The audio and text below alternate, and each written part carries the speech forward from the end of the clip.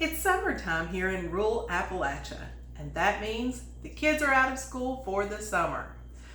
As I thought about that, I thought about, how on earth did we stay engaged and happy and excited as children in rural Appalachia with limited TV, no internet, no cell phones?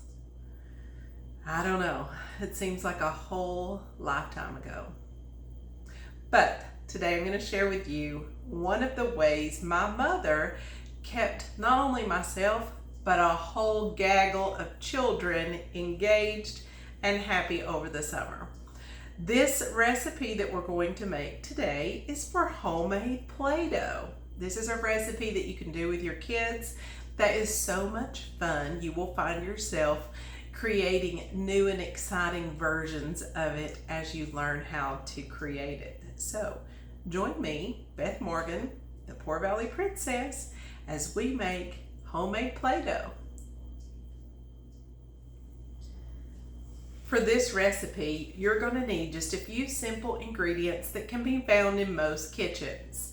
You're going to need 1 cup of all-purpose flour, 1/2 cup of cornstarch, 1 teaspoon of vegetable oil, and I have here a glass measuring cup with 1/2 cup of boiling water. I just stuck it in the microwave and got that boiling. Once you have these ingredients together, you need to pick out a color and a scent. And the way we're going to do that is use food coloring and a Kool-Aid packet. So put this video on pause and go scrounge up those items now. I have a strawberry Kool-Aid packet and some red food coloring, and I'll show you what we're going to do with those in just a minute. So to begin this process, I'm going to use a glass bowl today so that you can see how this Play-Doh comes together, but I suggest you use a Tupperware bowl or a melon bean bowl because the Play-Doh is going to separate from that easier than it will from this glass. You're going to need to start with your 1 cup of flour. Just dump that in the bowl first. Mix in your 1/2 cup of cornstarch. Okay, mix that in.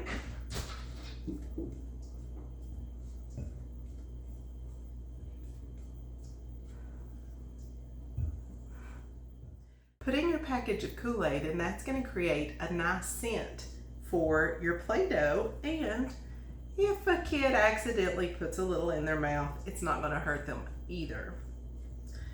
Okay, now we're going to take our boiling water and just stir that up until it comes together.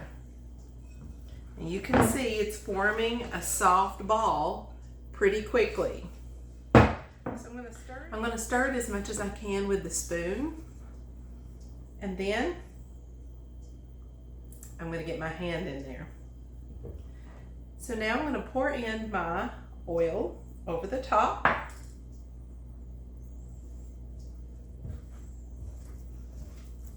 I'm going to mix that together.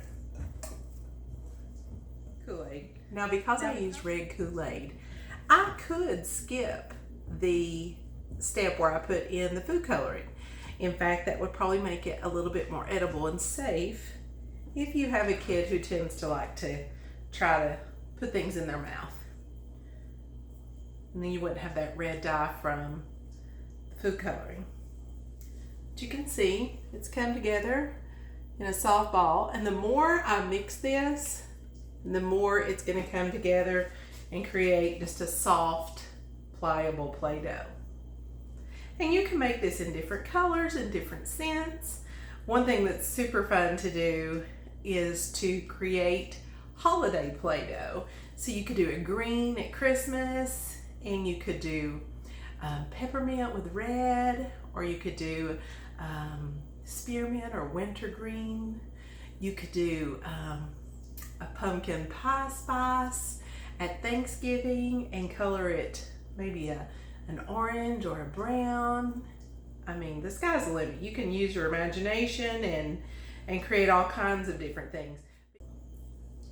You can see as I've been talking, I've been continuing to handle the Play-Doh, and now I have not included any of the red food coloring, but you can see how the Kool-Aid has already given it that lovely red shade, so you don't even have to have the food coloring if you choose to use a Kool-Aid packet. And it has a lovely strawberry scent as well. So my mom would make this for us and we would play with it for several days. You can keep it in like a Ziploc bag or a tight food container, as long as you keep the air out of it. If you add just a little bit of oil when you're ready to play with it again, and it is good to go. And this is so fun.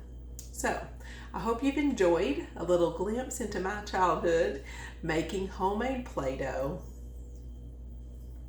Okay, give it a try with your kids. It'll be a fun activity for you to do together this summer, and I will post the recipe below in the description. And I hope you enjoyed this traditional summertime kids activity, homemade Play-Doh. If you have not subscribed to my channel, I hope you'll take this opportunity to hit that subscribe button, ring the bell for notifications, and hit the like button for more from the Poor Valley Princess. And I will see you here next time with more traditions from rural Appalachia. Thanks for watching.